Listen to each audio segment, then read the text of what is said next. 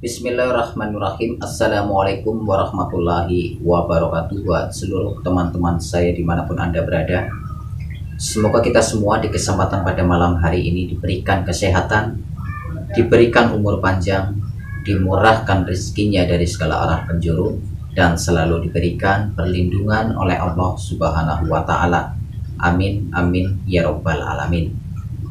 Insya Allah di dalam kesempatan pada hari ini saya akan menjawab sebuah pertanyaan mengenai perbedaan antara tenaga dalam hawa murni dan tenaga dalam karomah, ya, yang dimana masing-masing mempunyai perbedaan.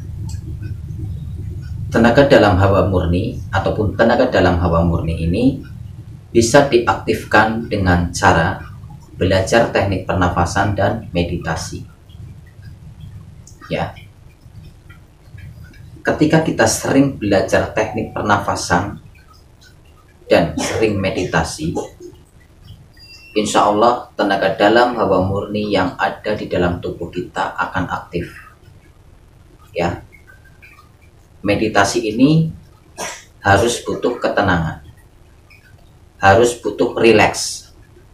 Ya, karena ketika kita bisa rileks, ketika kita bisa tenang di saat kita bermeditasi, kita bisa merasakan energi yang masuk ke dalam tubuh kita. Karena meditasi ini berguna untuk kesehatan, untuk terapi penyembuhan, untuk daya ingat, ya, untuk mengaktifkan tenaga dalam juga bisa membuka cakra-cakra yang ada di dalam tubuh kita. Ini fungsinya meditasi.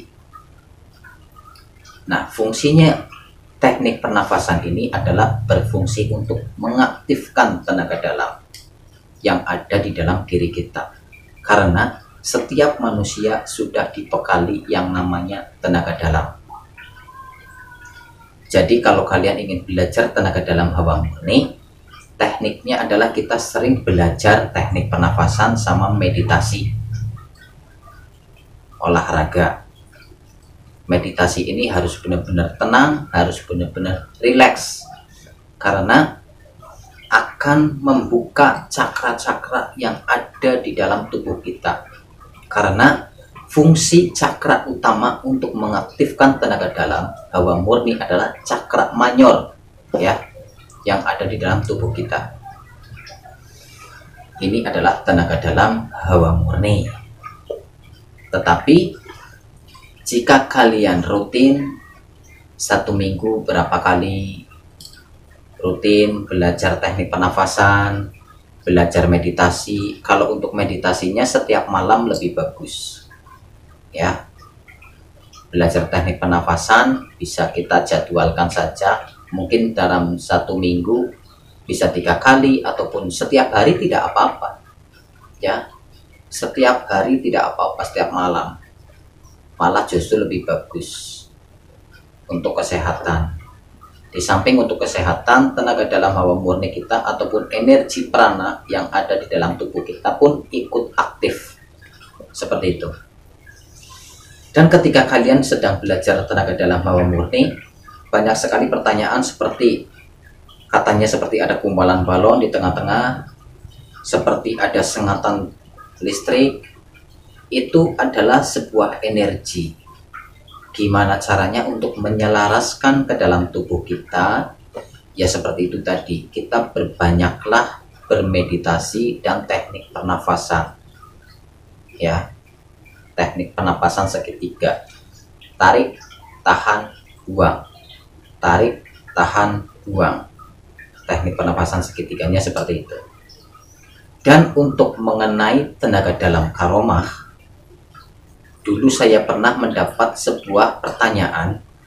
Tenaga dalam karomah itu yang bisa menguasai para sunan katanya.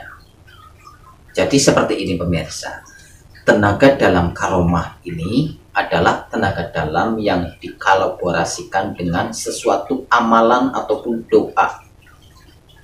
Ya, tenaga dalam karomah ini bisa kita aktifkan dengan tirakat ataupun berpuasa. untuk berpuasanya selama 40 hari.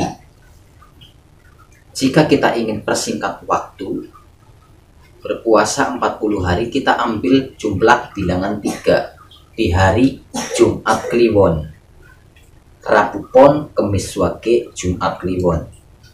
Hari 3 ini kalau kita berpuasa di hari ketiga ini, Rabu Pon, Kemis Wage, Jumat Kliwon, ini hitungannya 40 hari. Hitungan kejawen. Seperti itu. Untuk doanya ada sebenarnya sih, untuk doa-doa untuk tenaga dalam karomah ini sebenarnya ada. Jadi tenaga dalam yang memakai amalan ini mohon maaf ya. Mohon maaf. Jadi tenaga dalam yang dikolaborasikan dengan doa ini adalah tenaga dalam yang ada bantuannya. Ya, untuk bantuannya saya tidak sebutkan. Kalian sendiri yang menyebutkan saja, pasti sudah pada tahu. Jadi yang di sini yang saya jabarkan adalah tenaga dalam hawa murni antara perbedaan tenaga dalam hawa murni dan tenaga dalam karomah. Tenaga dalam karomah ini adalah tenaga dalam yang dikolaborasikan dengan amalan-amalan tertentu. Untuk menguasai tenaga dalam seperti itu harus ada tirakat, ya. Jadi mudah ya, mungkin sudah paham ya pemirsa ya. Jadi kalau orang seperti ilmu laduni seperti itu, kalau orang punya tenaga dalam karomah, tenaga dalam karomah ini bisa kita gunakan setiap saat di mana kita sedang membutuhkan. Di saat kita sedang membutuhkan bisa kita pakai. Dan untuk tenaga dalam hawa murni bisa kita gunakan dengan terpancingnya emosional kita.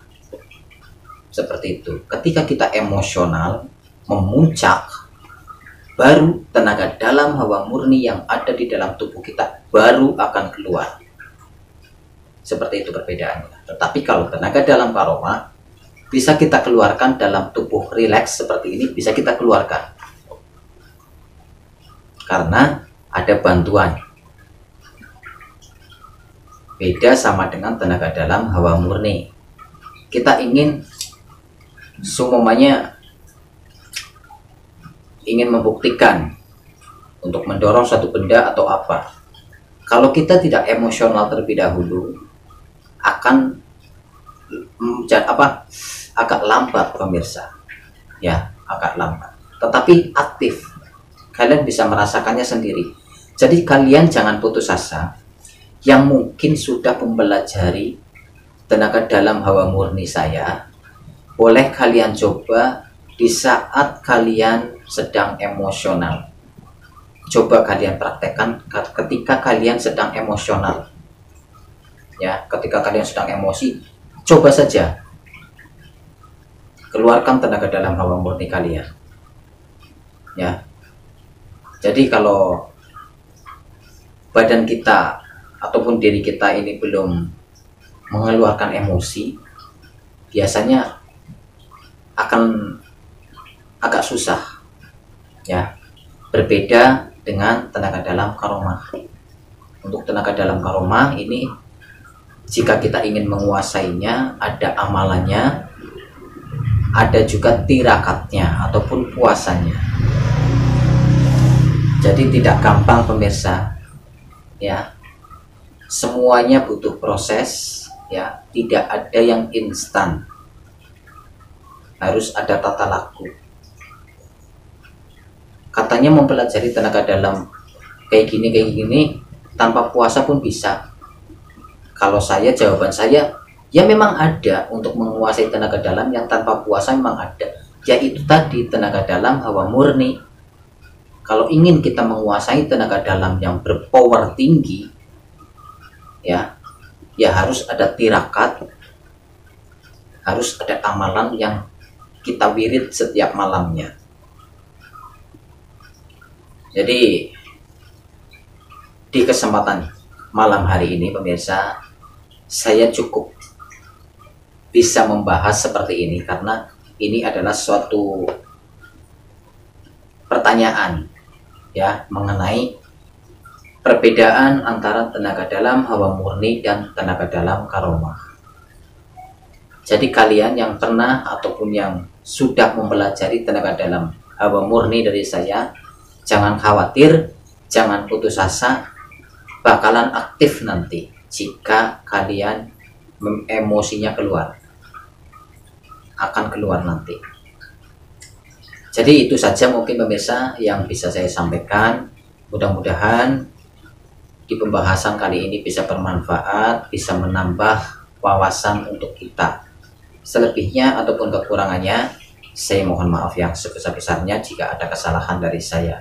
Akhir kata dari saya, Ngokan Channel pamit mundur. Wabillahi taufiq wal hidayah. Assalamualaikum warahmatullahi wabarakatuh.